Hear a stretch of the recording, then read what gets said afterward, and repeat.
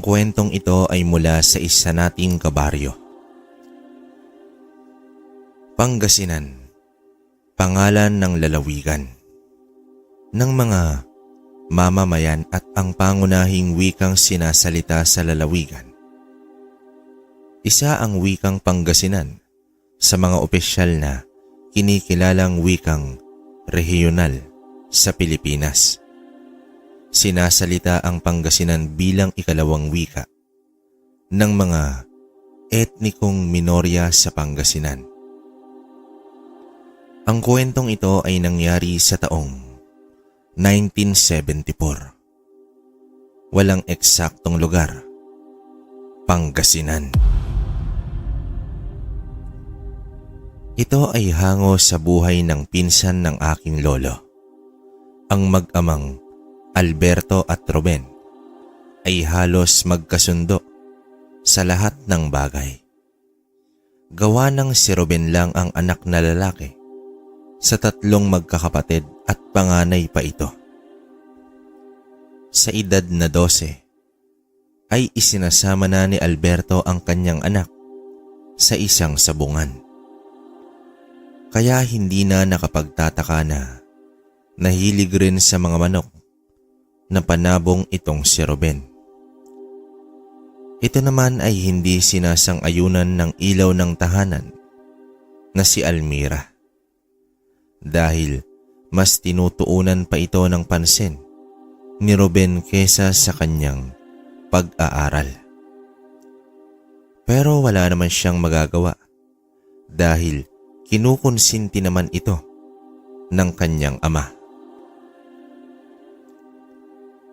Tubong Nueva Vizcaya ang mag-ama. May maraming alagang manok rin itong si Alberto na katuwang naman sa pag-aalaga ang anak na lalaki. Nahati sa dalawang bahagi ang kulungan. Isa para sa mga panabong at isa para sa mga inahin at pangkonsumo ng pamilya. Ang mga nangangailangan ng manok para ipang-alay sa mga engkanto ay sa kanila rin bumibili. Subalit, may mga pagkakataon na ibinibigay na lamang ito ni Alberto sa mga nangangailangan na walang-wala. Likas na mapagbigay itong si Alberto. Kung hindi lang dahil sa asawa, ay hindi na nito pababayaran pa. Kung ito naman ay iaalay sa mga engkanto o elemento. Hanggang isang gabi ay nanaginip ito. Naroon siya sa isang pamilyar na gubat. Napakaganda ng panahon. Nakakaamoy siya ng halimuyak ng mga bulaklak. May napansin siyang liwanag sa isang bahagi. Palaki ng palaki ang liwanag hanggang sa may imahe ng tao na siyang nakita. Nagpakita ang isang nilalang na nakaputi. Sa tingin ni Alberto, engkanto ang lalaking iyon. Hindi naman ito nakatingin sa kanya subalit nananatili ito sa isang puno at nilalaro ang mga paru-parong pumapalibot dito. Nagliliwanag din ang katawan ng puno. Nakita ni Alberto na may ibinaon ang lalaki sa lupang kinatitirikan ng puno. Sa pagtayo ng lalaki, ay tumingin ito sa kanya at ngumiti. At tumalikod bumalik sa liwanag na parang lagusan at tuluyan ng naglaho. Nagising itong si Alberto at napaisip sa kanyang napanaginipan. Ilang saglit pa ay bumangon na ito at dumiretso na sa mga kulungan ng manok. Dito niya nakitang pinapatukanan ni Ruben ang mga alaga. Matapos ayusin ang sarili, ay tinawag niya na itong si Ruben Dahil sa araw na iyon ay mangunguha sila ng mga patay na sanga ng mga puno upang gawing panggatong. Nawala na rin sa isip nito ang kanyang panaginip. Malapit lang naman sa kanila ang kagubatan, sa iilang minuto lang ay mararating mo na ito.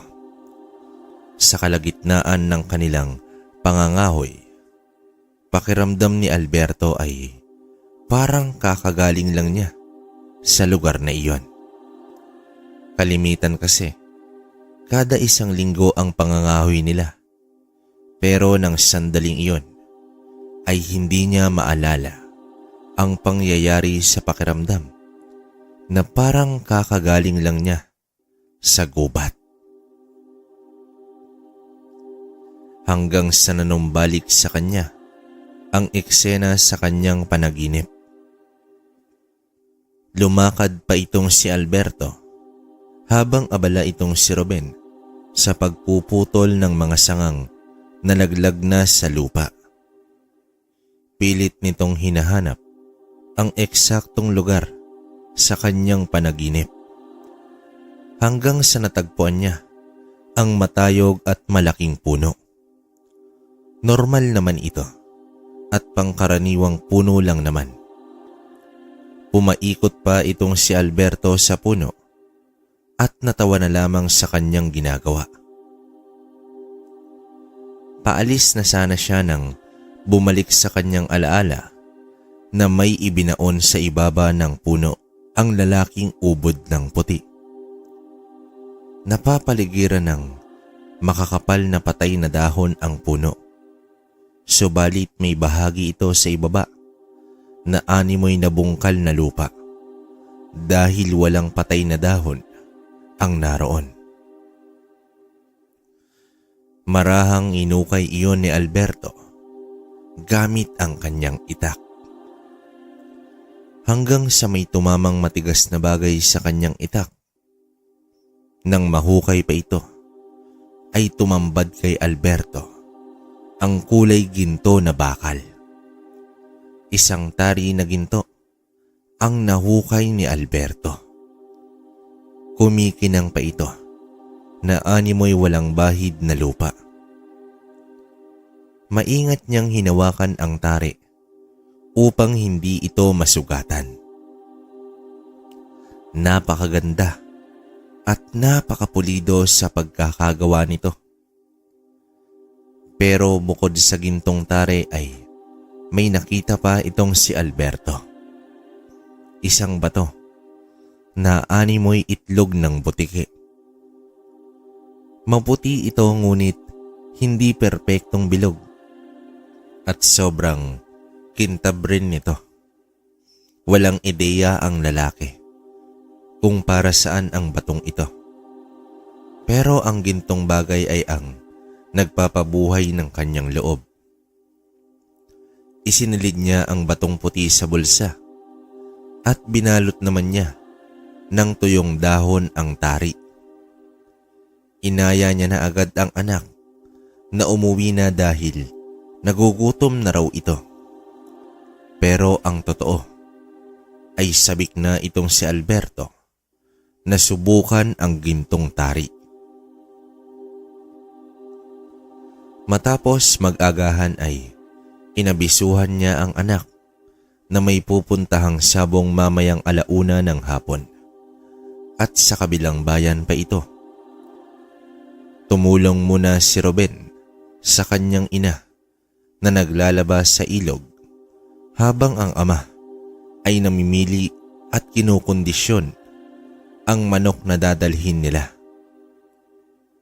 Samantala, habang nagbabanlaw itong si Almira, ay tuwang-tuwa naman na hinahabol ni Ruben ang mga maliliit na isda hanggang sa may nasipat ang bata sa bandang kakahuyan na may naglalakad na isang lalaki. Maputi ang balat, mahaba ang napakaitim na buhok, matangkad at parang hugis dahon ang tenga. Nakatagilid ito mula sa kanyang direksyon. Nais sana niya itong lapitan pa. Kaso, nasa kabilang pangpang pa iyon at may kalaliman sa gitna ng ilog. Paglagpas ng lalaki sa malaking puno ay bigla itong naglaho. Napadilap at kinukurap-kurap pa ni Ruben ang kanyang mga mata. Pero wala na talaga ang lalaki. Tumakbo ito papalapit sa kanyang ina at sinabi ang kanyang nakita. Ay nako Ruben, gutom lang yan. Tara na't buhatin na natin to para makauwi na tayo. Uwi ka dito ng kanyang ina. Pero nay, totoo ang nakita ko.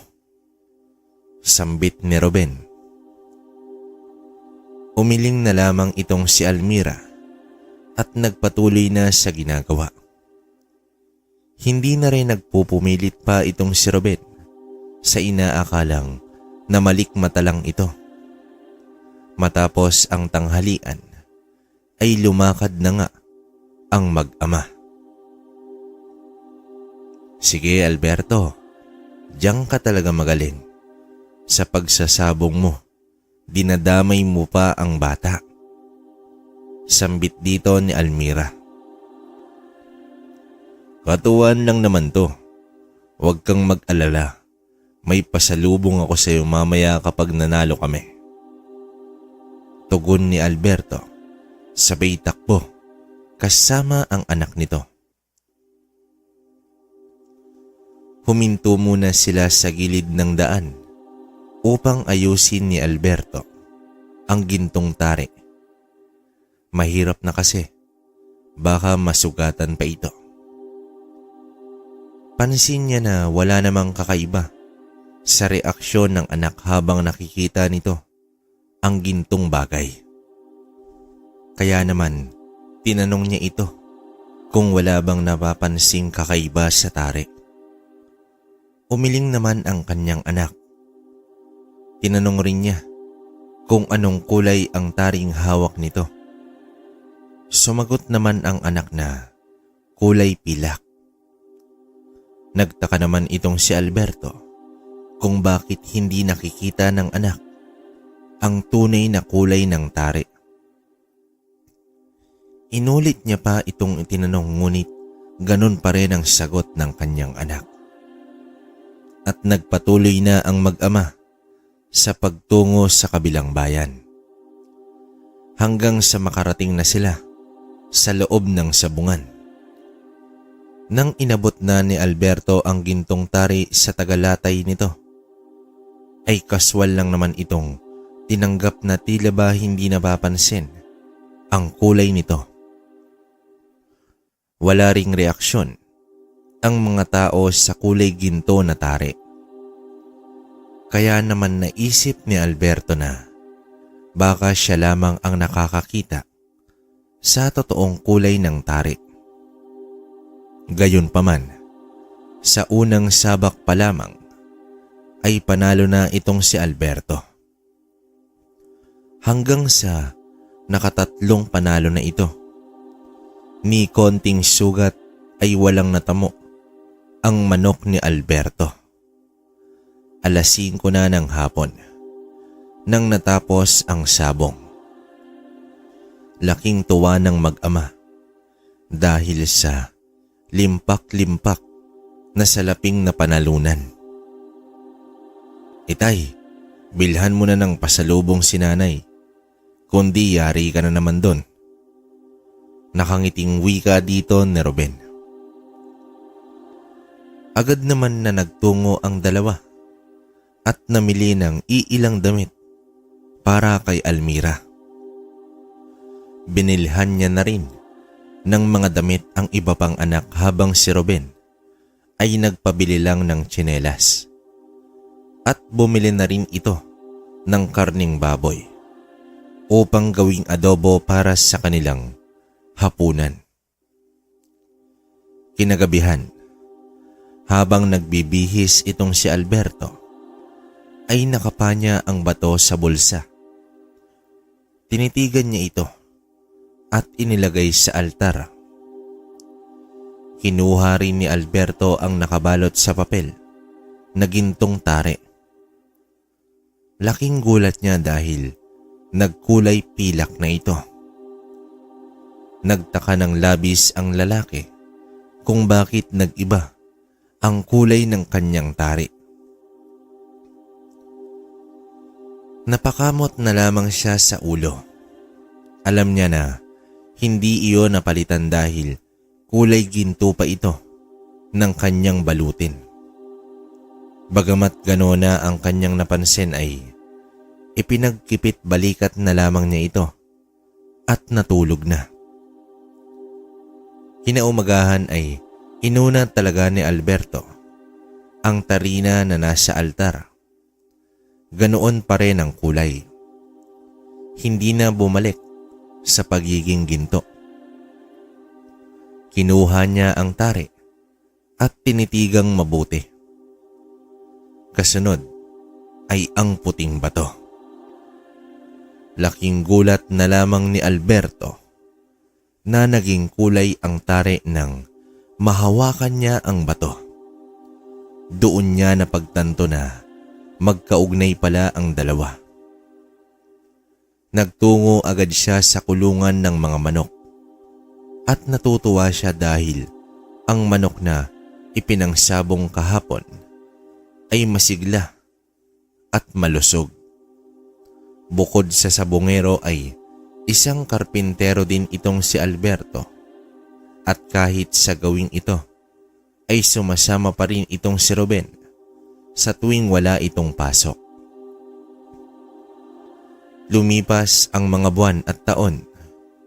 Iniwan na ni Alberto ang pagiging karpintero dahil nakatutok na ito sa kanyang mga manok at pagsasabong. Simula kasi na nakamit niya ang dalawang bagay na nasa puno ay naging maswerte na ito at umangat ang pamumuhay dahil sa sabong. Dinadayo na rin siya upang bumili ng kanyang mga alagang manok panabong sa matataas na halaga. Nang matapos ng elementarya itong si Ruben, ay tuluyan na itong tumigil sa pag-aaral upang atupagin na ang kanilang negosyo. Sa panahong ito ay binata na si Ruben at patuloy sa pag-unlad ang kanilang buhay. Halos nalibot na nila ang buong probinsya at mga karatig nito dahil sa sabong. Isang araw, niyaya ni Alberto ang kanyang anak na pumunta ng Pangasinan. May nag-alok daw sa kanya ng lupain at tinitingnan niya muna ito bago bilhin. Inabisuhan rin niya na magdala ng manok ang kanyang anak. Habang naghahanda ang anak, ay inihanda naman niya ang gintong tari na nakalagay na ngayon sa isang magandang kahon na gawa sa matibay na kahoy. Ipinasadya pa talaga ito ni Alberto, habang ang bato ay ginawa niya na itong isang kwintas. Unang beses na makakapunta itong si Ruben ng Pangasinan. Nasa 5 ektaryang bukirin ang inalok sa kanila. Nagustuhan naman agad ito ng kanyang ama. Napagkasunduan na sa susunod na linggo ang bayaran. Matapos ang negosasyon, ay nagtungo muna sila sa isang sabungan. Kagaya sa inaasahan ay nagwagi na naman ang manok nila. 4:00 pa lang ay lumabas na sila ng sabungan. Mahaba pa kasi ang biyahe pabalik ng Nueva Vizcaya. Sa kanilang paglalakad ay may isang matandang babae na sumalubong sa kanila. Nagpakilala ito na kapatid ni Silverio, ang lalaking nagbenta ng lupa. Nakiusap ang matanda na wag nang bilhin ang lupa dahil pamana pa iyon ng kanyang ama at wala na siyang matitirahan kapag nabenta na ang lupa. Sinabi naman ni Alberto na pwedeng tumira doon ang matanda kahit gaano pa katagal. Subalit, mangiyak-ngiyak na sa pakikiusap ang matanda. Pakiramdam naman ni Alberto na may hidwaan ang magkapatid. Kaya inabisuhan na lamang niya ang matanda na sa susunod na linggo pa ang kanyang desisyon. Sa pagdating nila sa bahay, ay ibinahagi ni Alberto sa kanyang asawa ang sitwasyon sa lupa. Kahit si Almira ay nag-aalangan dahil baka ang pagbili pa nila ng lupa ang magsindi ng mitya sa tuluyang pagkasira sa relasyon ng magkapatid. Hindi naman makapagdesisyon pa itong si Alberto, pero gustong-gusto niya talagang bilhin ang lupa dahil dati itong palayan na napabayaan lang. Nais niyang idagdag ang lupaing iyon sa mga sakahan niya ng palay at napakalaki ng lugar. Naglabas naman ng saloobin itong si Ruben na hindi siya pabor sa pagbili dahil tila may malaking gulo na mangyayari. Bagamat may pag-aalinlangan itong si Alberto, ay nakadepende pa rin ang kanyang desisyon sa muling pagkikita nila ni Silverio. Samantala, habang nasa likod bahay itong si Ruben, ay pinagmasdan ang kakawian. Naalala niya ang nakitang lalaki noon. Nakakaiba ang itsura. Kaya naman mag-isa itong nagtungo sa ilog at sinipat ang kabilang pangpang kung saan niya nakita ang lalaki. May konting pagbabago na rin sa lugar dahil may mga iilang kabahayan na ang nakatirik malapit sa ilog na dati ay wala pa kahit isa. Naglakad-lakad muna ang binata at pinagmasdan ang mga kabataan na nagtatampisaw sa ilog. Naisip nito na malaki na talaga ang pagbabago ng kanilang buhay. Ultimo ang paliligo sa ilog ay hindi na pala niya nagagawa. Bago siya umalis ay sinipat niya muna ang bahagi kung saan niya nakita ang misteryosong lalaki. Medyo natawa na lamang ito sa kanyang sarili kung bakit pa niya hinahanap ang isang pangyayari na mahigit isang dekada na ang nakalipas at hindi rin ito sigurado kung totoo ba talaga ang lalaking iyon. Dumating na ang araw ng pagbabalik nila sa Pangasinan. Nakangiti pa itong si Silverio na sumalubong sa mag-ama. Sa pagkakataong ito ay hindi muna nagdala ng manok itong si Alberto. May konti pang handa sa bahay ni Silverio. Kinamusta naman ito ang kanyang kapatid. Sinabi naman ni Silverio na nagkaayos na sila at nasa kabilang bayan na raw ito nakatira. Nais sanang tingnan ulit ni Alberto ang lupain ngunit hindi muna pumayag itong si Silverio dahil papalinisin niya daw muna ito. Matapos ang salo-salo at bayaran sa lupa ay nagpaalam na ang mag-ama. Habang nakasakay ay madadaanan nila pauwi ang lupain. Nasipat ni Ruben ang maliit na kubo. "Itay, hindi kaya yan ang bahay ng matandang babae?" tanong dito ni Ruben.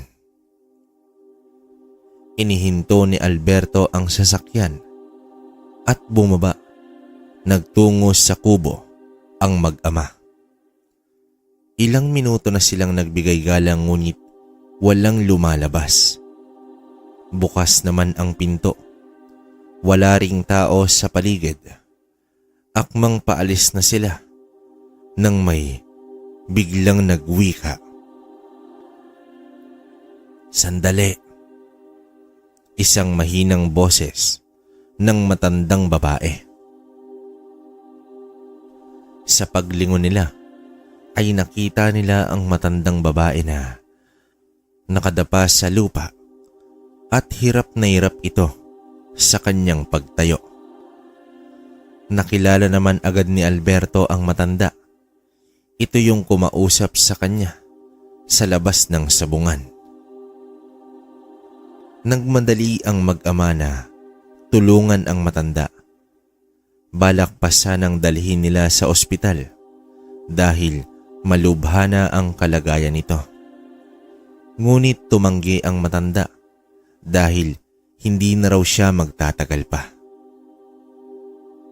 Ayon pa sa matanda, ipinakulam siya ng kanyang kapatid na si Silverio upang wala na itong kahati sa lupa. "Mag-ingat kayo sa kanya. Isang tuso si Silverio." Sambit ng matanda sa mahinang tono. Nagsisinungaling lang pala itong si Silverio sa tunay na kalagayan ng kapatid. Balak niya nang bawiin ang pera dahil ayaw ni Alberto na niloloko siya. Maya-maya pa ay biglang tumirik ang mga mata ng matanda at nangisay ito. Tumuwid ang katawan at bumuka ng huling hininga. Binuhat nila ang matanda patungo sa higaan at tinakpan ng kumot. Matapos nito ay binalikan ng mag-ama itong si Silverio at agad kinompronta ni Alberto ang lalaki. Natigilan ng ilang saglit ang matanda sa sinabi ni Alberto. Hindi naman ito nakasagot sa nangyari sa kanyang kapatid. "Sarili mong kapatid pinakulam mo para lamang sa lupain na ito. Binabawi ko na ang pagbili sa lupa." Galit na wika dito ni Alberto. "Abay, hindi maaari yun. May usapan na tayo." Sambit naman ni Silverio. Hindi ako makikipagsundo sa isang katulad mo." Sambulat ni Alberto. Wala nang nagawa itong si Silverio kundi ibalik ang salapi. Ngunit nagbanta ito kay Alberto na pagsisisihan ang ginawa nito. Hindi naman natakot itong si Alberto sa banta ng matanda.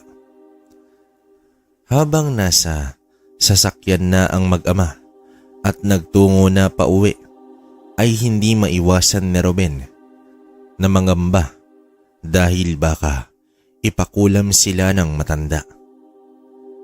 Kung sa kapatid nga ay nagawa ito ng matanda, sa kanila pa kaya? Dumaan muna sila sa isang barangay upang iulat ang pagkamatay ng matandang babae. Makalipas ang ilang linggo ay wala namang nangyaring masama kay Alberto. Nagpatuloy sa buhay negosyante at sabongero hanggang sa niyaya niya ulit itong si Ruben na magpunta ng Pangasinan. Pero sabong lang ang sadya nito. Sa mga nagdaang taon ay ngayon lang inusisa ni Ruben ang ama kung bakit hindi na ito natatalo sa kanilang pagsusugal. Naisip naman ni Alberto na binata na ang anak at karapatan nitong malaman ang katotohanan. Sa bahaging may napanaginipan dati ang ama tungkol sa isang engkanto at sa paglalarawan nito, nakahalintulad naman sa nakita ni Ruben noong bata pa siya, ay labis nagtaka ang binata.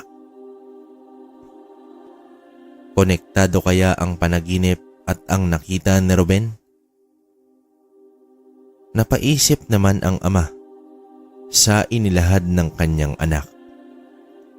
Naniniwala kasi itong si Alberto sa engkanto dahil nga sa madalas silang binibilhan ng manok upang gawing alay sa mga ganitong nilalang. Upang maliwanagan sa mga iniisip ay nagpunta ang dalawa sa isang albularyo. Kahit ito man ay nahihiwagaan sa gintong taray, ngunit ayon dito, ang batong puti ay isang mutya ng engkanto. Nagbibigay ito ng swerte sa sino man ang may tangan. Nagdudulot din ito ng proteksyon laban sa masamang tangka, kulam at barang. At ang kinaganda pa nito ay ang lahat ng nakakasama ni Alberto sa iisang bubong ay magiging damay din sa proteksyong matatamo nito. Sa gitna ng kanilang usapan ay biglang napatingin sa labas ng bintana ang albularyo. Nanlaki ang mga mata nito na bumaling ang tingin sa mag-ama. Diyos ko po, isang engkanto. Isa sa inyong mag-ama ay may gabay na engkanto. Gulat na wika ng albularyo. Nagkatinginan naman ang mag-ama sa sinabi ng albularyo. Habang pauwi na ang dalawa ay hindi pa rin nahihimasmasan sa kanilang mga natuklasan. Kung tama ang sinasabi ng albularyo ay matagal na palang antingero itong si Alberto. Ni hindi man lang sumagi sa kanyang isipan ang bagay na ito sa loob ng napakaraming taon. Nais pa niyang mas malalim na maintindihan ang pagkakaroon ng mutya. Kaya naman, buwinelta niya ang kanyang kotse at bumalik sa albularyo. Habang bumabalik ay sinabi niya sa kanyang anak ang dahilan. Sa pagkakaalam kasi ni Alberto, ang pagiging antingero ay may kalakip na responsibilidad. Kahit papaano ay may kamalayan si Alberto sa mga mutya. Sa muling paghaharap nila ng albularyo ay inamin naman ito na limitado lamang ang kaalaman niya sa mutya ng engkanto dahil sobrang bihira lang ito na ipagkaloob sa tao. May pangamba rin kasi ang lalaki na baka isang araw ay susubukin siya ng mga nilalang. Napangiti naman ang matanda sa sinabi nito. Ngayon ka pa ba mangangamba, Alberto? Kung san mahigit isang dekada nang nasa iyo ang mutya. Sambit dito ng albularyo. Ayon pa sa albularyo, hindi lahat ng mutya ay sinusubok ng mga nilalang ng dilim. Kalimitan sa mga sinusubok ay ang mga mutyang pandigma ng sakidlat at kalabaw. Pero para mawala ang pangamba ng lalaki, ay pinagkalooban niya ito ng mga usal, gaya ng poder at tigalpo. Likas na pangkalahatang proteksyon na rin ang tangan ni Alberto. Kaya kahit sa kabila ng kanyang pagyaman, ay wala man lang nagtangka nito, lalo pa at kilala ito sa sabungan kung saan umiiral ang selos at inggitan. Hindi rin maalis sa sarili ni Alberto ang kakilala niya noon na isang antingero na manunugis ng aswang. Bihasa ito sa pisikal na labanan at pakiramdam ngayon ni Alberto ay kailangan niya na rin na paghandaan ang posibilidad na baka isang gabi ay makaharap niya ang isang aswang. Natawa naman si Ruben sa kanyang narinig dahil ni minsan ay walang aswang na gumambala sa kanila. Habang nasa biyahe pa uwi ay panay kwento ang ama sa karanasan daw ng kanyang kaibigang antingero. Kaso lang, namatay na daw ito dahil natalo ng aswang. Kinaumagahan ay nagtaka na lamang ang asawa kung bakit may mga pang-ensayo na inihanda itong si Alberto. Inakala pa ni Almira na susubok sa larangan ng suntukan ang kanyang asawa dahil bigla-bigla ang pagkakaroon nito ng interes sa labanan. Almira, matagal na pala akong antingero, kaya dapat akong magsanay sa aspetong pisikalan. Wika nito sa kanyang asawa. Tingnan mo nga ang itsura mo. Matanda ka na, Alberto. Baka mamaya sasakit yang mga buto-buto mo. Natatawang sambit ni Almira. Hindi naman nagpaapekto itong si Alberto sa sinabi ng kanyang asawa. Bagkus, idinamay pa niya si Ruben sa pag-e-ensayo.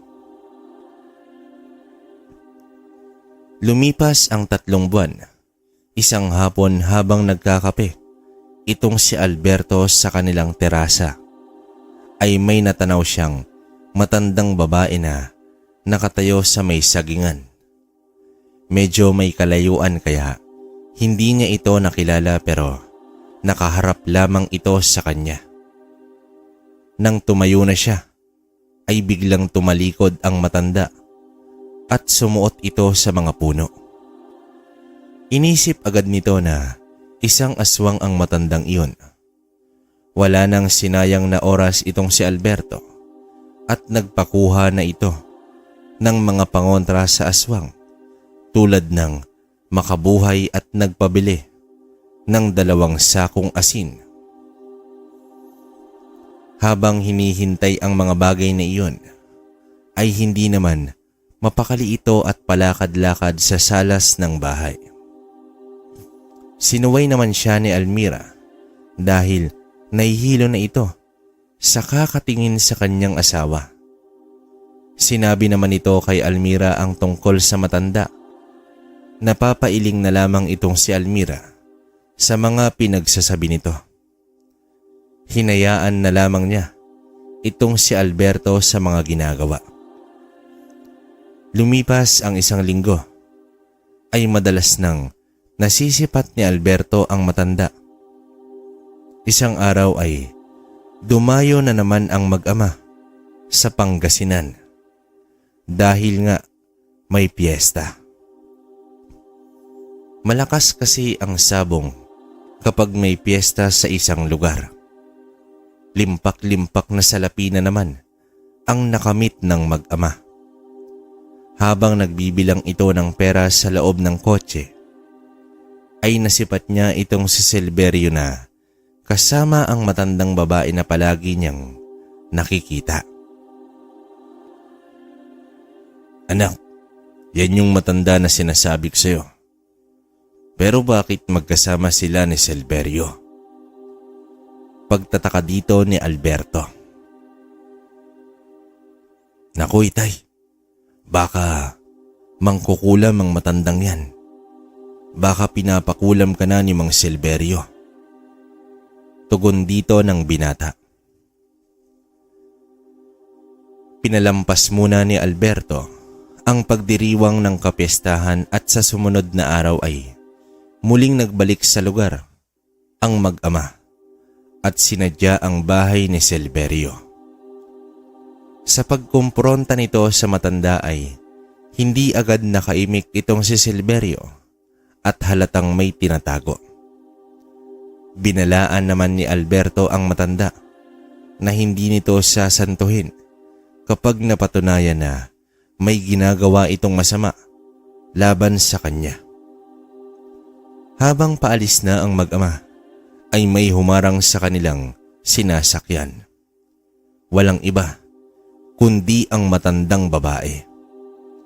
Bumubuka ang bibig nito na tila may inuusal.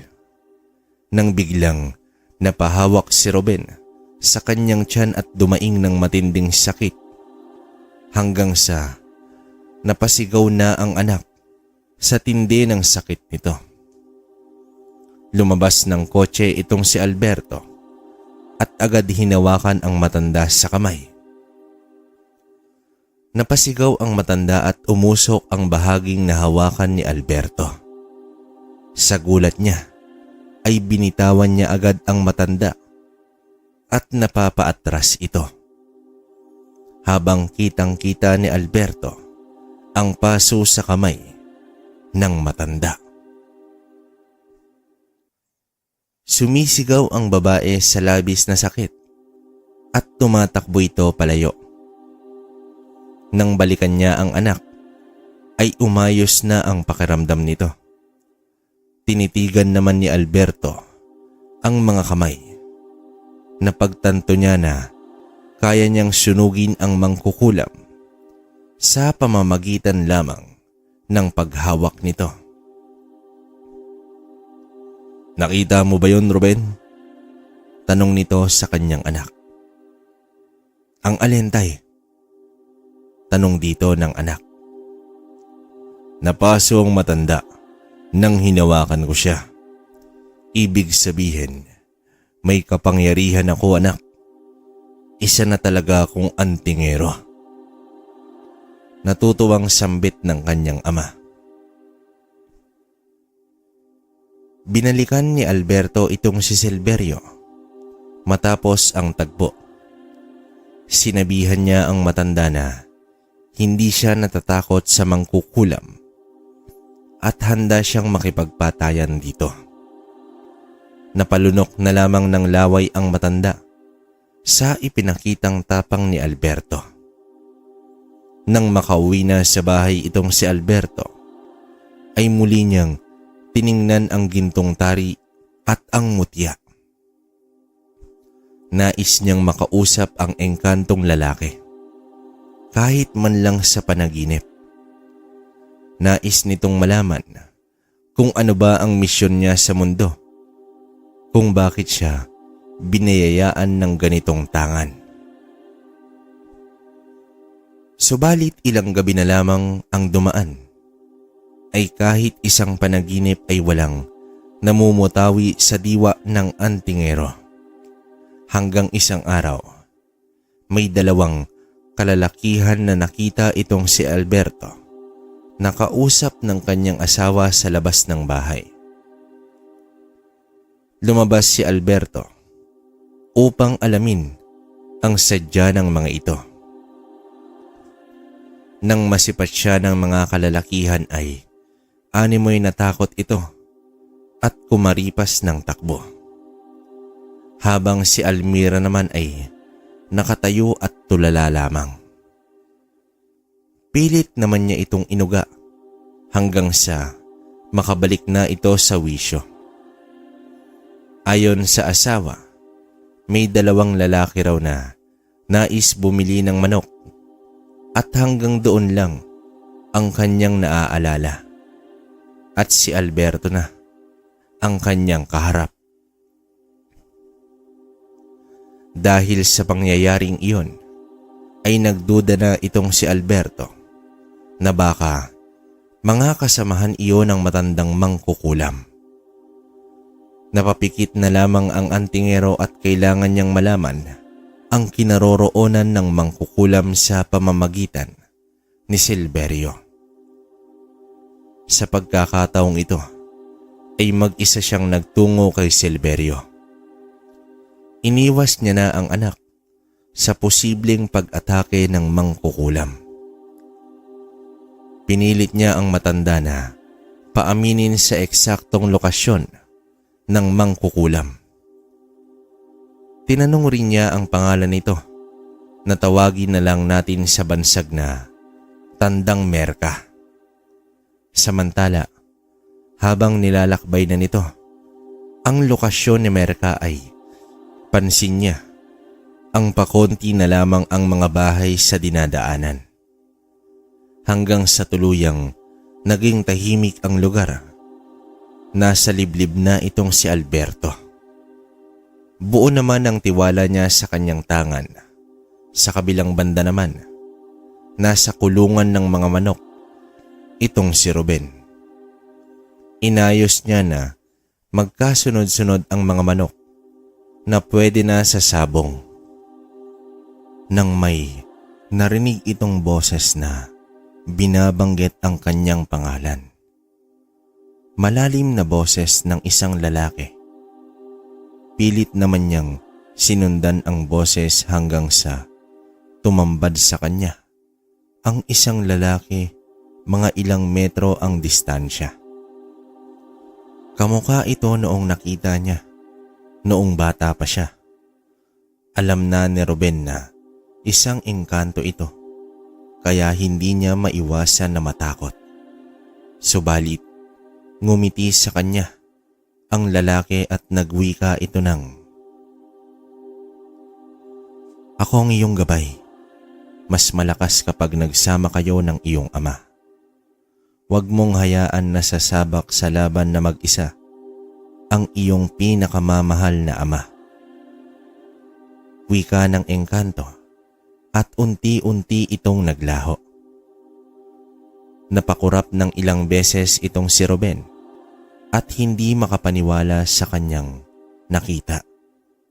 Ngayon, alam niya na siya ang tinutukoy ng albularyo na may gabay na engkanto.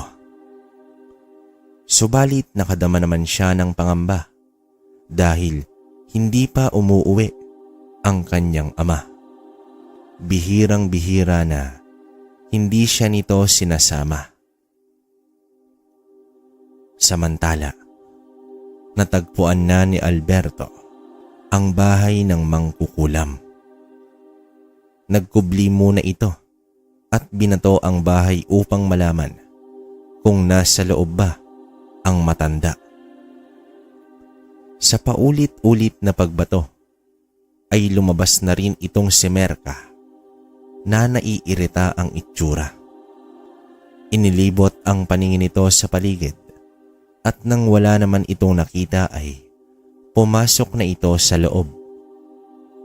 Agad naman naglakad itong si Alberto at kumatok sa pinto. Nang buksan ni Merka ang pinto ay napahiyaw ito sa gulat at umatras. "Kung ayaw mong sunugin kita ulit, aminin mo sa akin kung kampon mo ba ang mga kalalakihan na pumunta sa aking tahanan?" Matapang na tanong dito ni Alberto. Umiiling lamang ang mangkukulam at patuloy ito sa pag-atras. Hindi naman naniniwala si Alberto dahil bukod sa mangkukulam ay wala nang nakaengkwentrong iba ang antingero. Dahil sa pagmamatigas nito ay agad sinunggaban ni Alberto ang mangkukulam at nahawakan niya na ito. Labis-labis naman ang pagsigaw ni Merka hanggang sa umamin na ito sa totoo. Ayon kay Merka, mga kamag-anak niyang aswang ang dalawang lalaki. Inutusan niya ito na gambalain ang pamilya ni Alberto. Halos mahimatay na ang mangkukulam sa tindi ng pagkapasong nararamdaman sa mga kamay nito. Inamin na rin ito kung saan matatagpuan ang mga aswang at nangako na hindi na siya manggugulo pa kay Alberto at sa pamilya nito. Umalis na rin si Alberto at umuwi na agad dahil malapit na ang paggabi. Laking pasalamat naman ni Ruben nang masilayan na paparating na ang kotse ng kanyang ama. Matapos maghapunan ni Alberto ay inilahad na ni Ruben ang tagpo nila ng engkanto. Natuwa naman ang ama dahil kahit papaano ay may proteksyon pala ang anak. Ngunit tila hindi siya pabor sa pagsama nito sa mga laban na haharapin niya. Anak, huwag ka nang makisali. Baka mapahama ka pa. Marunong ka nga sa labanan pero wala kang mutya. Hindi tao ang haharapin ko. Wika dito ng kanyang ama. Pero, itay, pinanghahawakan ko ang sinabi ng engkanto sa akin na mas malakas kapag nagsama tayong dalawa. Tugon dito ng bata. Matapos ang ilang argumento ay napapayag na nga itong si Alberto sa nais ng kanyang anak. Sa gitna ng kanilang pag-uusap ay nabulabog sila dahil sa sigawan ng mga katiwala sa bahay. Halos himatay na ang dalawang babae sa tindi ng takot. Ayon sa mga ito, may nakita silang halimaw sa likod bahay. Nag-ingay na rin ang mga alagang manok na agad namang pinuntahan ni Ruben. Doon ay kitang-kita niya ang dalawang lalaki na may nakakatakot na itsura. Sumunod na rin itong si Alberto at sinubukan niyang tigalpuhin ang dalawa. Agad din itong nagpulasan. Napagtanto niya na hindi sumunod sa pangako itong si Merka. Nang dahil doon ay siya na mismo ang susugod sa mga ito kinabukasan. Nagpunta sa isang panday itong si Alberto at pinadugtungan niya ng bakal ang gintong tare na may isang talampakan ang haba. Nagmistulang maliit na karit ang bagay na iyon. Pinagawan niya rin ito ng lagayan. Ito ang gagawin niyang sandata laban sa mga aswang. Lalaban na rin siya ng patas, sasabungan dahil simula sa araw na iyon ay gagamitin niya na ang gintong tari laban sa mga nilalang ng dilim. Inabisuhan naman ni Alberto ang asawa na hindi dapat mawala ng pangontra ang buong bahay para sa mga aswang. Nais nang wakasan ni Alberto ang pangangambala ng mga aswang. Hindi nagtagal ay tumungo na nga ang mag-ama sa lugar ni Merka.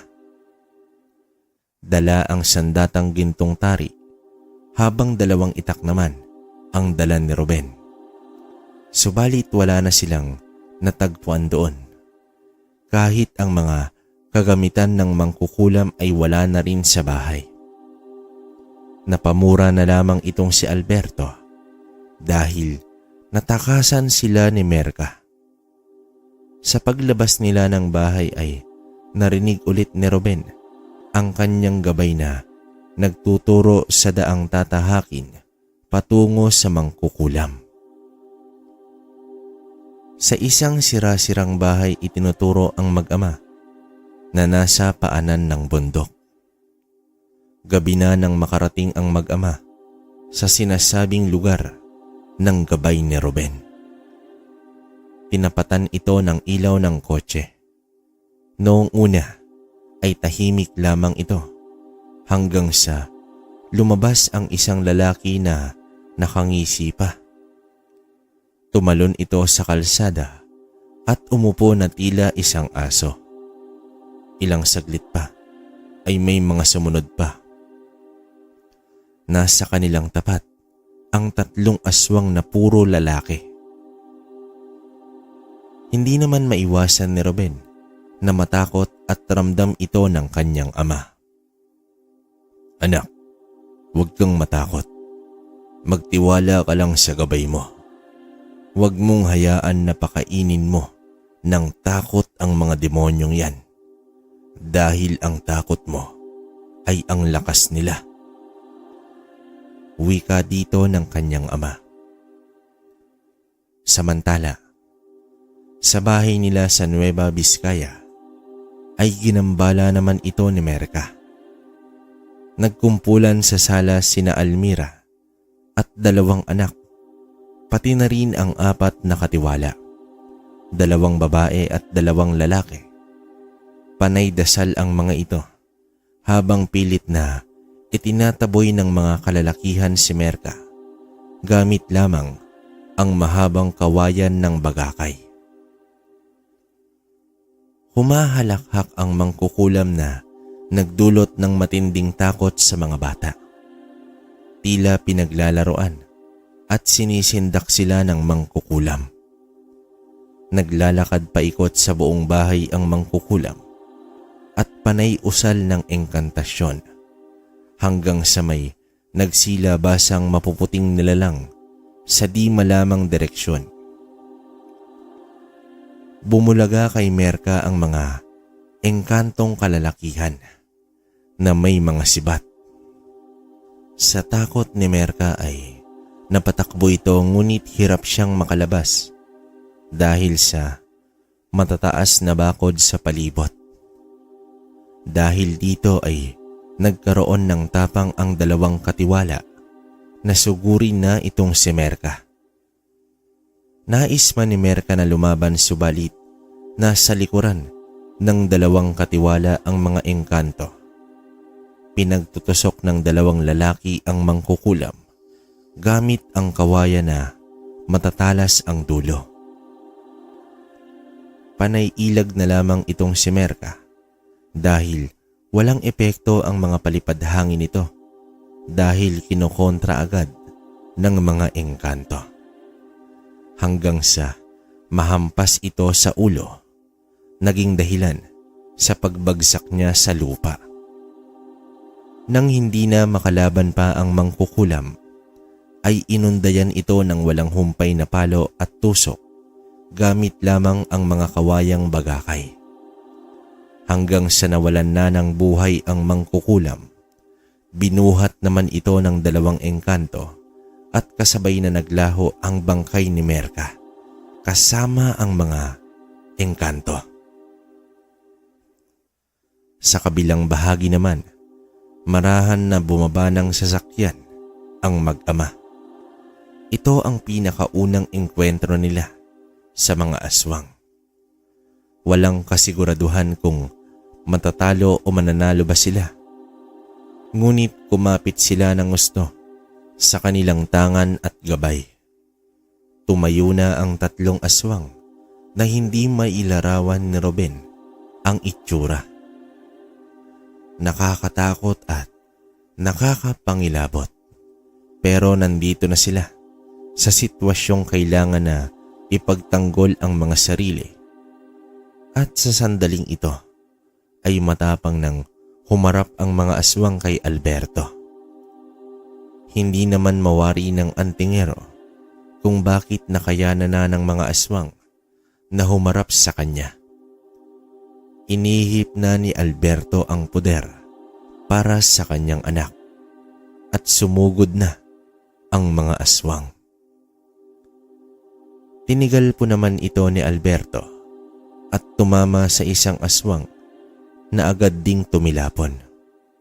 Sinalubong ng antingero ang kalmot ng aswang gamit ang gintong tari. Tumagos ito sa palad ng aswang at sa paghila nito ay agad nahiwa ang palad nito na agad namang umangil dahil sa labis na sakit ang kanyang naramdaman. Gamit naman ang 2 itak ni Ruben ay nakipagbuno na ito sa isa pang aswang. Naiilaga naman ito ng aswang. Hindi makatama si Ruben dahil sa likse ng kilos ng kalaban. Aminado ang binata, hirap siya sa laban dahil animoy sumasayaw lang ang aswang. Samantala, puro sugat na ang sinapit ng kalaban ni Alberto. Anak, huwag kang lumayo sa ilaw ng kotse. Huwag na huwag kang pumunta sa dilim. Paalala ng kanyang ama. Bumangon na rin ang tumilapong aswang at tumalon ito ng mataas papunta sa direksyon ni Alberto. Muling tinagal po niya naman ito at tumilapon ulit. Lakas loob naman na sumugod ang aswang kay Ruben. Pailalim na tirada ang ginawa ng aswang. Mapupuruhan na sana si Ruben ngunit biglang humarang ang gabay na engkanto at sinalag ang kalmot ng aswang. Ruben, pagkakataon mo na. Isang boses ang narinig ng binata na agad niya namang inundayan ng saksak at taga ang aswang. Tumama sa tiyan at leeg ang atake ni Ruben dahilan sa pagbagsak ng aswang. Hindi nagpaawat ang binata sa pag-atake niya sa nilalang na iyon. Pinagtataga ito ng binata hanggang sa nabalot na ito ng sugat. Biglang lumiwanag ang mga itak ni Ruben na agarang itinarak ang mga ito sa dibdib ng aswang. Umusok ito at naagnas habang walang puknat sa pakikipaglaban itong si Alberto sa dalawa pang aswang. Kagaya sa kanyang mga manok na panabong ay buong tapang na nakikipaglaban ang antingero. Sa bawat sugat ay labis-labis na sakit ang dulot nito sa mga aswang. Hanggang sa napuruhan niya sa leeg ang kalaban na agad nangisay. Sinugod naman ni Ruben ang isa pang aswang at naputol niya ang mga kamay nito. Umangil ang aswang habang tinitingnan ang mga putol na kamay. Hindi na rin nag-atubili pa itong si Ruben at agad pinuruhan ang aswang. Kitang-kita ng binata ang pagkaagnas ng nilalang nang maitarak nito sa tagiliran ang itak na hawak niya. Nagwagi ang mag-ama sa unang laban nila sa mga aswang. Hindi na rin namalayan ni Ruben ang paglaho ng kanyang gabay. Bumalik na rin sa dati ang kanyang mga itak. Napatingin naman si Alberto sa gintong tari. Bagamat maliit, pero napakatindi ang epekto nito. Napalingon ang mag-ama sa bahay. Marahan nila itong nilapitan. Napagtanto nila na wala doon si Merka. Itay, baka nasa bahay ang mangkukulam. Sambit dito ni Ruben. Agad tumakbo ang mag-ama, papasok sa kotse at mabilis na pinatakbo ni Alberto ang sasakyan. Mahigit isang oras pa ang bubunuin nila sa biyahe, pabalik ng bahay. Bumusina agad itong si Alberto nang tumapat na sa kanilang bahay. Agad naman tumakbo papalapit ang dalawang katiwala at binuksan ang labasan. Nadatnan ng mag-ama na nasa beranda ang lahat at doon nila nalaman ang mga nangyari. Iniligtas ng mga engkanto ang pamilya ni Alberto. Dumaan pa ang ilang buwan. Balik sa normal ang buhay nila. May mga pagkakataon na rin na natatalo na sa sabong itong si Alberto, pero imbes na malungkot ay napapangiti na lamang ang antingero. Para sa kanya, higit pa sa sapat ang dulot ng gintong tari. Napakalayo na ng buhay nila kumpara sa dati. Hindi na rin umasa si Alberto sa kinikita niya sa sabong. Bagkus, ginagawa na lamang niya itong libangan. Patuloy pa rin na maganda ang takbo ng kanilang mga palayan at iba pang negosyo hanggang sa nakabili na rin sila ng lupain sa Pangasinan at si Ruben ang namamahala dito. Ginawa nila itong sakahan ng palay at dumating ang pinakaunang anihan. Marami ang nakikigapas sa kanila dahil na rin sa magandang pag-uugali na ipinamalas ni Ruben sa lugar. Habang tinitingnan ng binata ang mga gumagapas, ay napansin niya ang isang lalaki na masama ang titig sa kanya. Binaliwala naman ito ni Ruben, ngunit pasimple itong nagtanong sa isa sa mga trabahador patungkol sa lalaking iyon. Ayon dito, hindi daw niya kilala ang lalaki. May mga taga-kabilang baryo kasi na gumagapas din. Sa oras ng tanghalian ay hindi kumuha ng pagkain ang lalaki, bagkus may dala itong sariling baon. Nilapitan at niyaya naman ito ni Ruben na huwag mahiyang kumuha ng pagkain dahil sa libre naman iyon. Subalit, umiling lang ang lalaki at patuloy na nilantakan ang baon nito na hindi maintindihan ni Ruben kung anong klaseng ulam iyon. Gayunpaman, patuloy sa paggawa ang mga tao.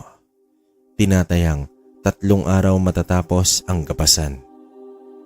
Sa pangalawang araw bandang hapon ay umidlip muna si Ruben sa isang kamalig. May kalayuan na sa mga gumagapas at nag-iisa lamang doon ang binata. Sa hindi may paliwanag ng pagkakataon ay biglang nagising itong si Ruben at tumambad sa kanya ang lalaki na akmang sasakmali na ito. Agad niyang nahawakan ang kamay nito. Maitim ang mga kamay. Naglalaway na rin ang lalaki na animoy gutom na. Sa lakas ng nilalang ay nagawa nitong ihagis sa labas ng kamalig itong si Ruben. Nakita naman ito ng iilang gumagapas. Agad nagtakbuhan, papalapit kay Ruben ang mga tao habang nakikipagbuno ang binata sa lalaki. Alam ni Ruben na hindi iyon ordinaryong tao. Sa tulong ng mga manggagapas ay naitaboy nila ang lalaki. Mabilis itong tumakbo at pumasok sa kakahuyan. Matapos ang araw na iyon ay tumungo na ng bahay ang binata upang isangguni sa ama ang pangyayari.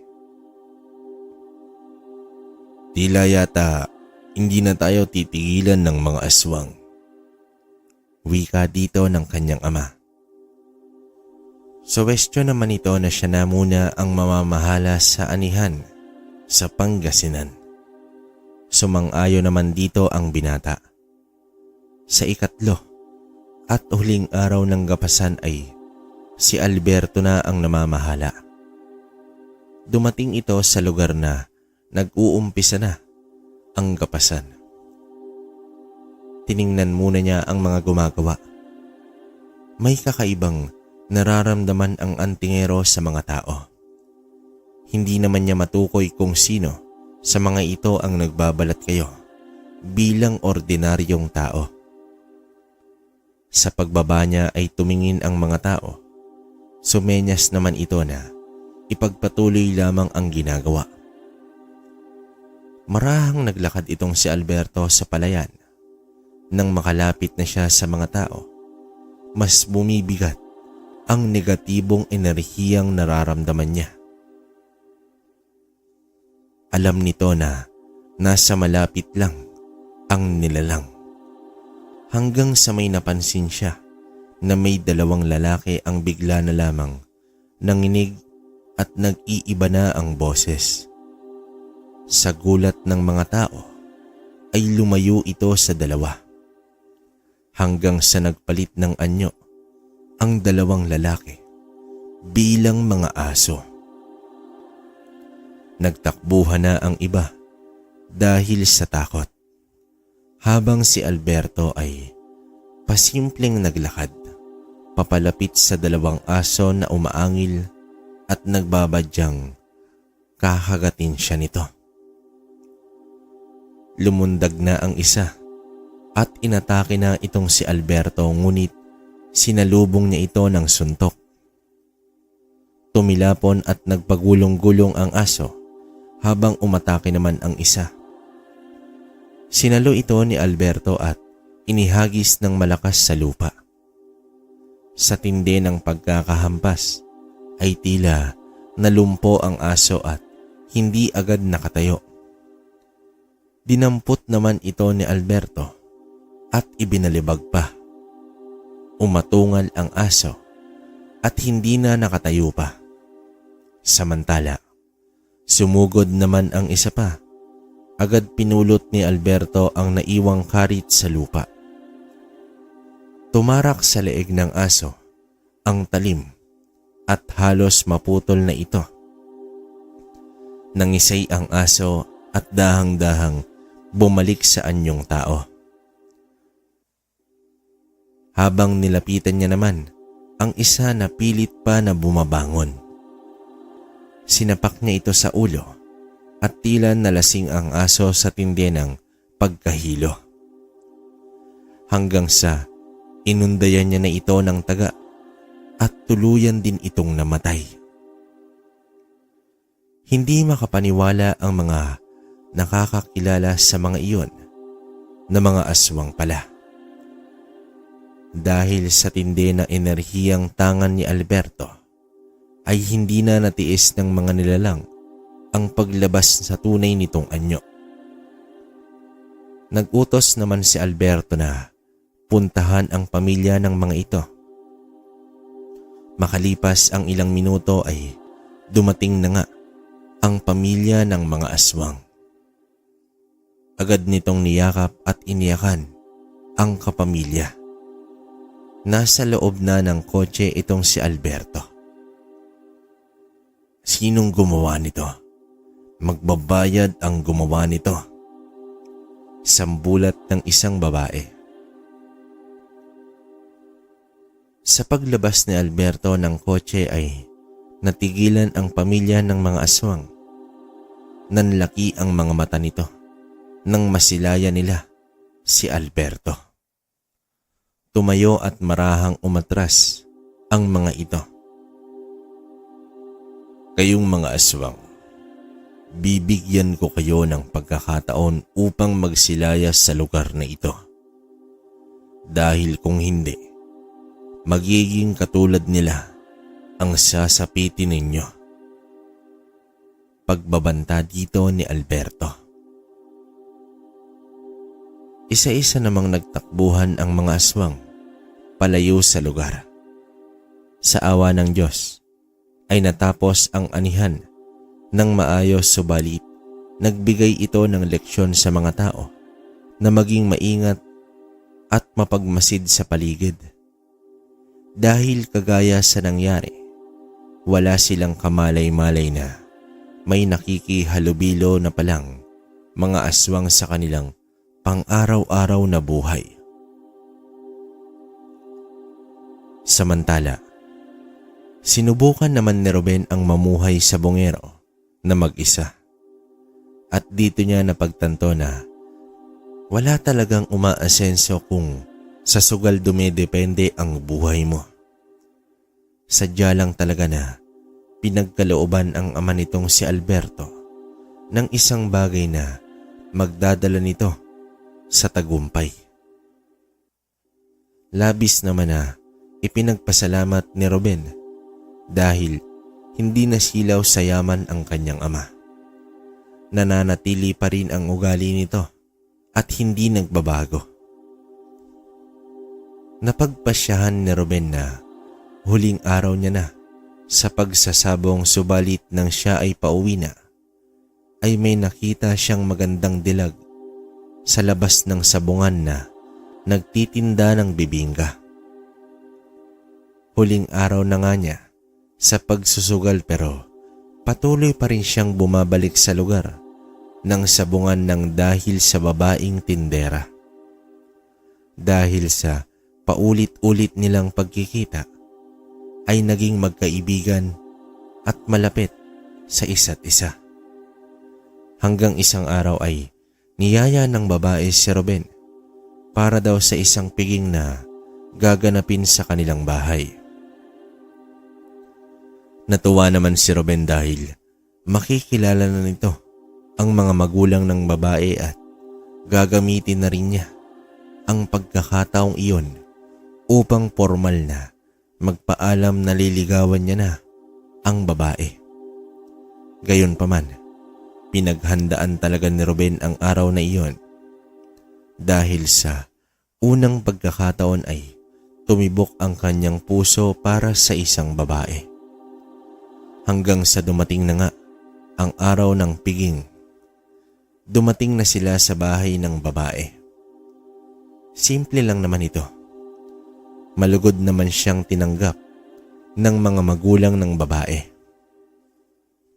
Nagulat itong si Ruben dahil napakaraming handang pagkain samantalang wala namang ibang bisita maliban sa kanya. Nasa hapagkainan na sila. Sinabi ng ama ng babae na tawagin na ang kanyang kapatid upang makakain na sila. Tumayo ang babae at pumasok sa isang kwarto. Ilang saglit pa ay bumalik na ang babae. Umupo ito sa tabi ni Ruben. Tumitig sa kanya ang babae at hinahawakan pa nito ang kamay ng binata. Handa na ba ang lahat? Magdasal ka na, Ruben. Isang pamilyar na boses ang narinig ng binata. Nang tingnan ang nagsasalita, ay ang lalaking engkanto pala, ang kapatid ng babae. Nanlaki ang mga mata ni Ruben at unti-unting nagbago ang paligid. Tila nasa loob sila ng isang palasyo. Ngumiti sa kanya ang lalaki. Ruben, bukas ang pinto. May pagkakataon ka pang pumili. Ang maging kaisa sa amin o ang buhay mo sa iyong mundo. Wika dito ng lalaking engkanto. Hindi na nakaimik itong si Ruben. Marahan siyang tumayo at kumaripas ng takbo palabas ng pinto. Isang hapon, binalikan ni Alberto ang lugar kung saan niya nakuha ang mutya at ang gintong tari. Inilapat nito ang palad sa katawan ng puno. Mahabang panahon na pala ang nakalipas ng ipinagkaloob ng engkanto ang mga tangan niya. Wala man siyang nakikita ngunit nagbitiw siya ng pasasalamat sa mga nilalang. Sinikap ni Alberto na ipaintindi sa iba pa niyang mga anak ang pag-iral ng mga iba pang nilalang dito sa mundo. At hinding-hindi niya malilimutan ang panahon na silang mag-ama ay dumayo ng Pangasinan. Mga kabaryo, ang kwento ng mag-ama ay nagpapaalala sa atin na maging kontento kung ano ang meron tayo. Dahil may mga bagay dito sa mundo na kahit hindi man natin hinihingi o hiniling ay kusa itong ipagkakaloob sa atin. At sa usaping kulam, talamak talaga ito nangyayari sa bahaging norte at kadalasan na nagiging dahilan nito ay ang agawan sa lupa. Mismong kadugo ay ipapakulam o pinapabarang upang maangkin lang ang inaasam na bahagi ng lupa. Masakit at nakakalungkot pero patuloy pa rin itong umiiral kahit sa modernong panahon. Mga kabaryo, hanggang dito na lang ang kwento natin ngayong araw. Naway meron kayong natutunan sa kwento ng mag-ama. Muli, ako ang inyong lingkod, Kwentong Baryo.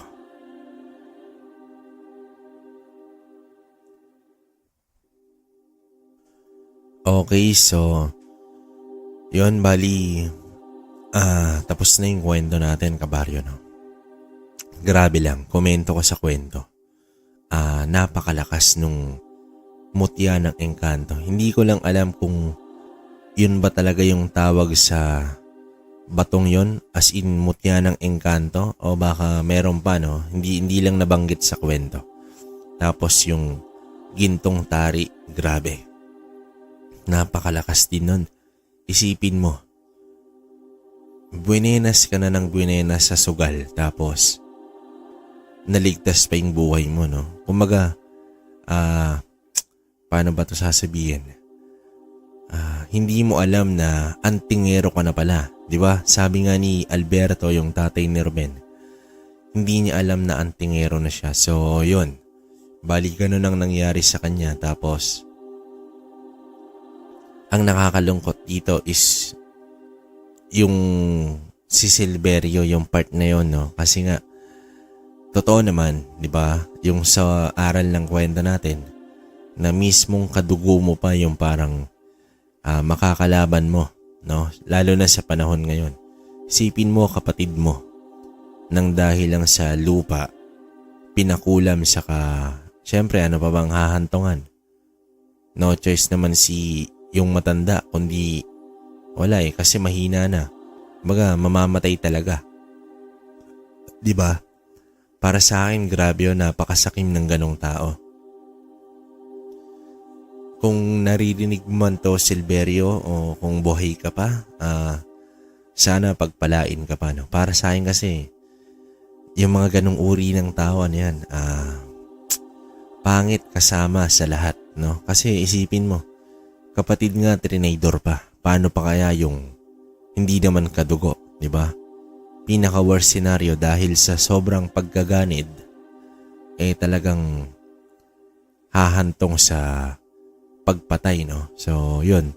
Huwag niyong gagayahin yung ganon na uri ng tao, na ugali, no? Kasi, hindi maganda, kabaryo. Isa pa, konti lang naman yung oras natin sa mundo para gumawa pa ng hindi maganda, no? So, ang gawin na lang natin is pagandahin na lang natin yung mga ginagawa natin sa ating buhay, pati sa kapwa-tao natin, no? Kasi wala namang ibang magbe-benefits niyan. Hindi naman ako.